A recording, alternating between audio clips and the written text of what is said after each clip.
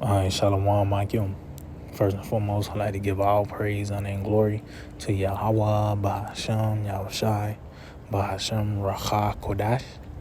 I'd like to give double honors to the apostles and elders of Great Millstone. I'd like to say Shalom to the elect that's teaching His word in all true faith and sincerity. And today I just want to title this lesson, The Restoration. And this is a monumental prophecy. We actually, when you read Ezekiel 37, we actually in the midst of that, the height of it, where the Lord is restoring, reviving us, in this road to recovery, so to speak, or, this healing process begins, in the mind. And so that's why the Lord gave us this truth, man. This understanding, to where just your everyday, your diet change, your outlook on things. And all that is an effort to preserve you, that wisdom of Yahweh Shema Shai, man. So we actually in this monumental prophecy, which is the restoration, man. Was that's when you go into the miracles of our Lord Yahweh Shai, raising up the dead. But this is that miracle spiritually, man. But this is even more of a because how can you can't that's why I tell you, but stay away from unreasonable. You can't reason with a nigga. How can you convert it? A nigga, man. You know what I mean? The state of our people is at the lowest, man. But as you can see, this is that process. We were dead from the neck up. Got black culture, but now the Lord is now being gracious unto us.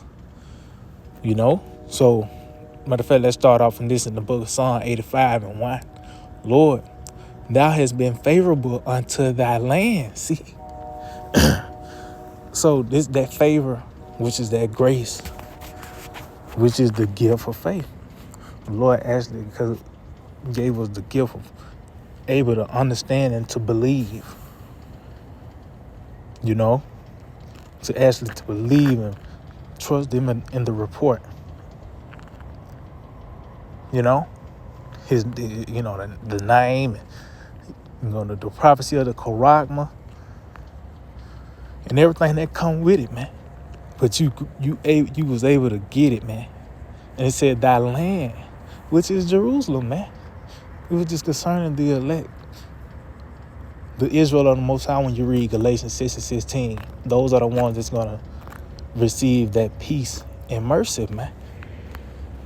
And how was the Lord favorable unto the land? He satiated it. That's another spiritual way of, the Lord using those similes and parables. Watering this dry ground, because we was that desert. Talks about Ezekiel 37 chapter. We was those dry bones. It says, thou hast brought back the captivity of Jacob. So that show you this is that process. This is that road to recovery. Us being restored. The Lord is being favorable unto us, showing that mercy unto us by the way it is true. This is what's going to lead to power and rulership. It says, thou hast forgiven the iniquity of thy people. Thou hast covered all their sins. Selah, see? And that show you that this is Psalms 85 is a future prophecy, man, which is concerning this time. Because it was through the blood of our Lord Yahweh Shai that we was covered. That debt was paid through His blood. And it was for the elect. when you read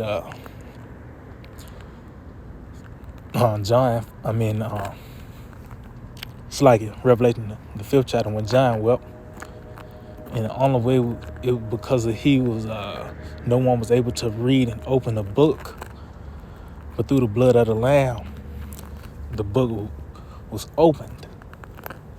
But not to just everyone. This just going back to that being favor unto the Lamb. He's gonna water Jerusalem.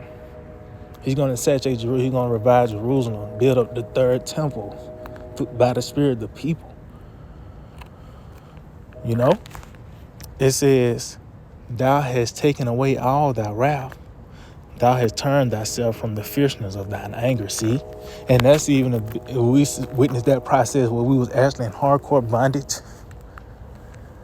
Just all that, just an ever so ultimately, so we can go out and teach. That's why the Lord set up where this devil had the Bill of Rights. You got the freedom to assembly for this word to go forth.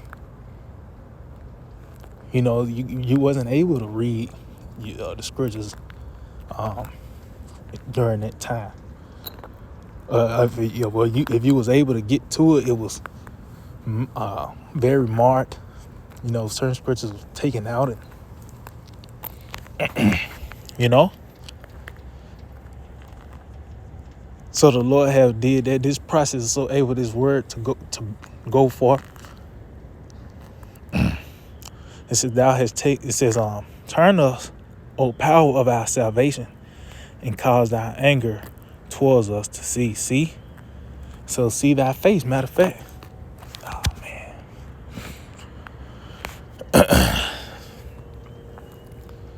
man. Salakia.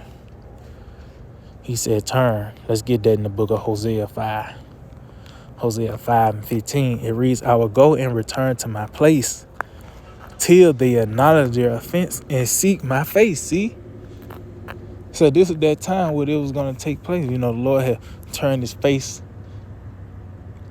which is, by the way, knowing who we are, you know, this information, that mercy, and that's why we were subdued.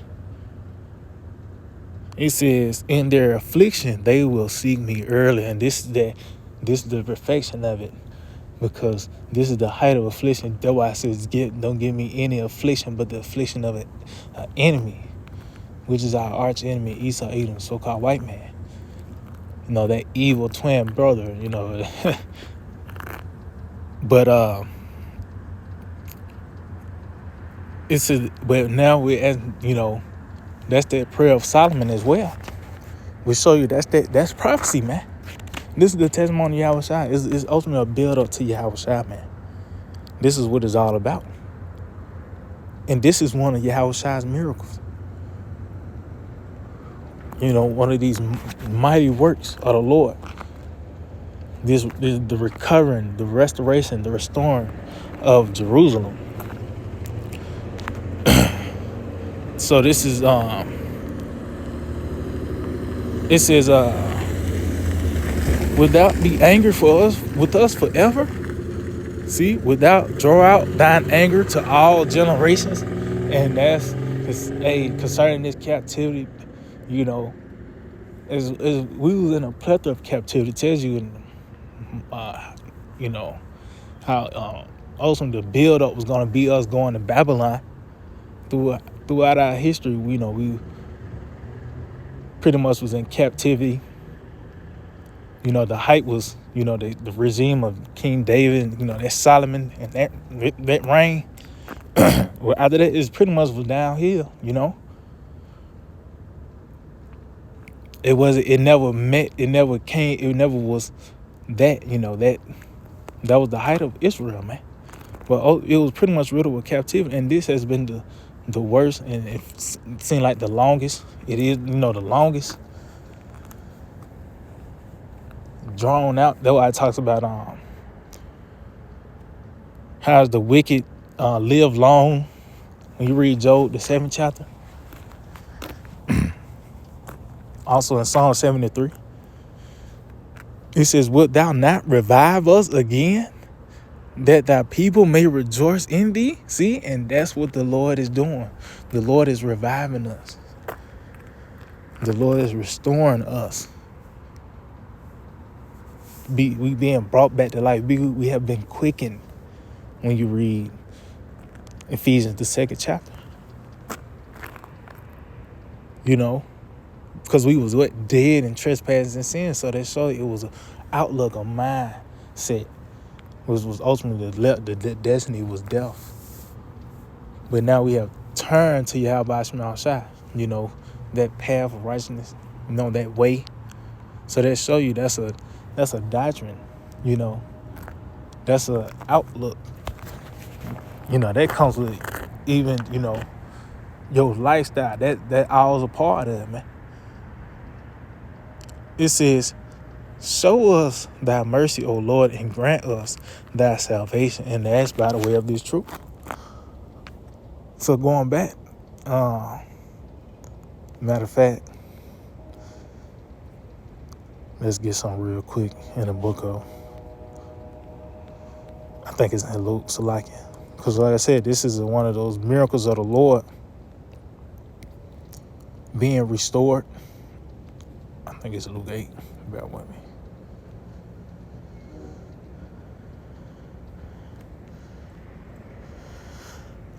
Let's see.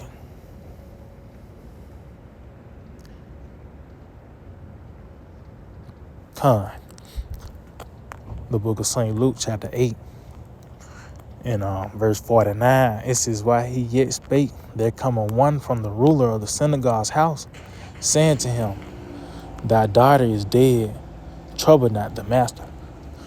But when Yahushua heard it, he answered him, saying, fear not, believe only, and she shall be made whole. See? And that show you the significance of having this faith, man. You can't control that. You can want to believe so hard, but it's not in you. But when you believe, it's to the point you know it. That confidence, that expectation, that hope, that confident expectation. You have faith that it's gonna happen. But is that gift? It tells you it was created with the faithful in the womb, and that's why we hope to be a part of that number. It says, fear not, believe on it, and she shall be made whole. It says, and when he came into the house, he suffered no man to go in, save Peter, James, and John, and the father and the mother of the maiden. And that shows that's an intimate miracle. That's you know what I mean? That's like it wasn't for everyone to see, you know. So, this is a modern marvel that is you. And this time you see it, man. Is actually tell you the Lord is showing forth His salvation in the midst of the nations. When you read, He openly showed His salvation. When you read Psalms 98, it says, and the father and the mother. And of the maiden, it says, and all wept and bewailed, but he said, weep not. She is not dead, but sleepeth. And they scorned him that she was dead. It says, and he put them all out and took her by the hand, saying, Maid, arise. See? And this is what the Lord did to us. That's that commandment. It tells you here, he sendeth deliverance. He commanded deliverance for Jacob. This is part of we was given that spirit, and it's gonna build up to us being delivered from these troubles that fire, man. You know, but this is that commandment. And it says, and her spirit came again, and she arose straightway. And he commanded to give her meat. See, and guess what? This is that we doing that as well. Going back to that restoration, which pretty much one of those words definition for restoration is goes back to restaurant. That's what you do to restore yourself. You get provisions, you get food and water. How you restore your vehicle? You put oil in it and gas, So that's what the Lord do. We have risen and we was given meat, which is this word as well. Matter of fact, I think also when you read the prodigal son, it talks about that. I think it's Luke 15. Bear with me.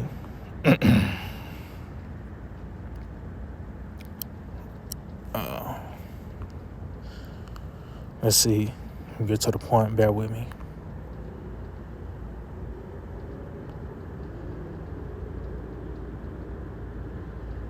Okay.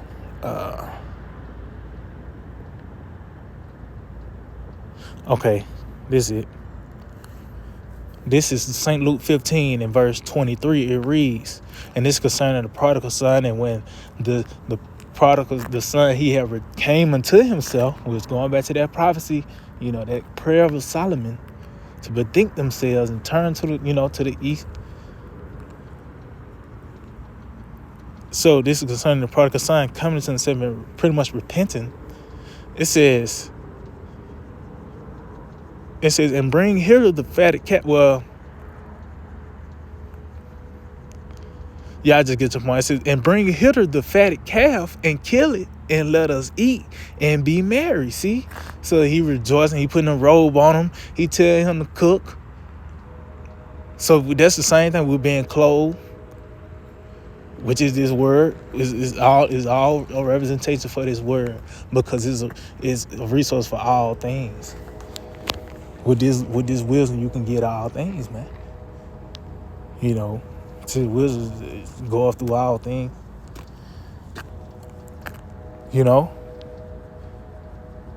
But it says, and bring hither the fatted calf and kill it and let us eat and be merry. See? For this my son was dead. See? And is alive again. He was lost and is found, and they began to be merry. So that's also being that joyful sound. Matter of fact, let's get some. So going back, as you can see with the young maid, she was dead, and when the Lord brought her back to life, the Lord commanded to give her meat, to feed her. Going to this prodigal son. As you can see, he was dead in the mind. He was living riotously, and he came back to his father. And he clothed him and gave him meat, because he was dead. Now he's alive again.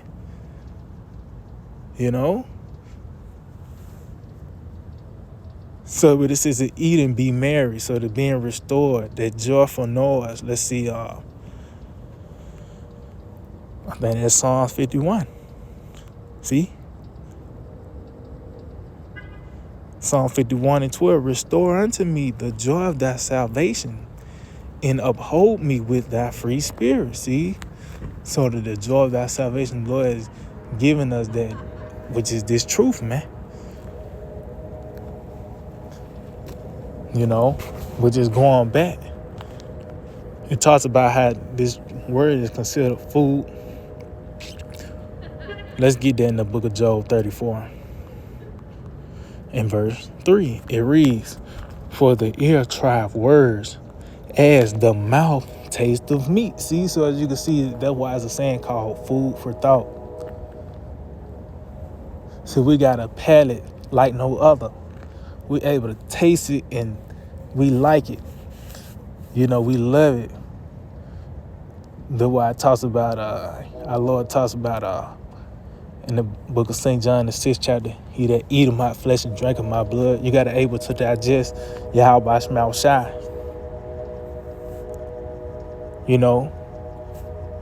So the Lord had given us that mind, that belly to retain this. You can't eat what an alligator eat. You can't eat what a lion eat. Or as you will die, at best you will throw up.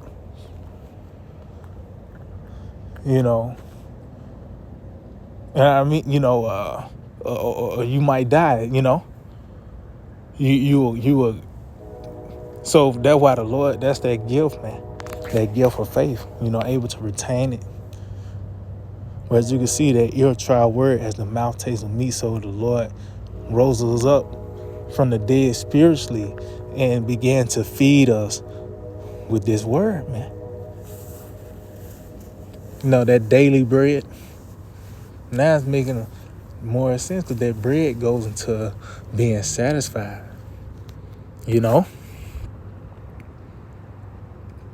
But this is that restoration, being restored. So, matter of fact, let's go back to Psalm 85.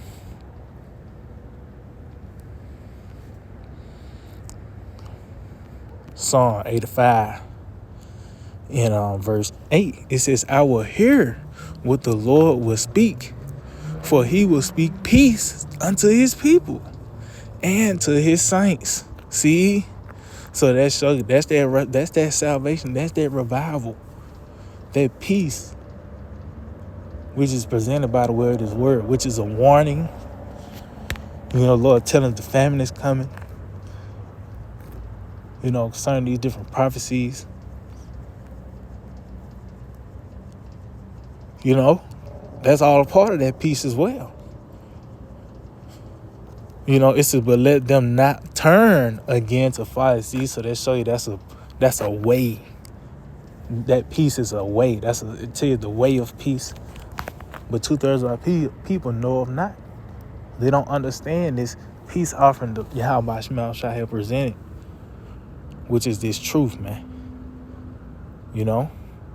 Matter of fact, it says, surely his salvation is not them that fear him, that glory may dwell in our land. See?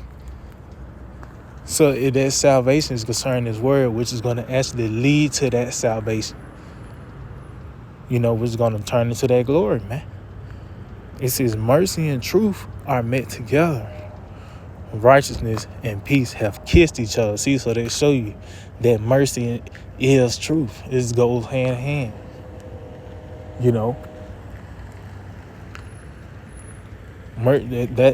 That's mercy, man. The Lord giving us this understanding, that to revive us, and we able to hear the truth, man, and to understand. So yeah, I just hope that we had to find to give all praise, honor, and glory to Yahweh, Ba'ashem, Yahushua, Ba'ashem, Racha, Kodash. Double honors to the apostle and elders, great millstone. Shalom to the elect, that teaching word and on true faith and sincerity. DTA, Abba, soon, very soon.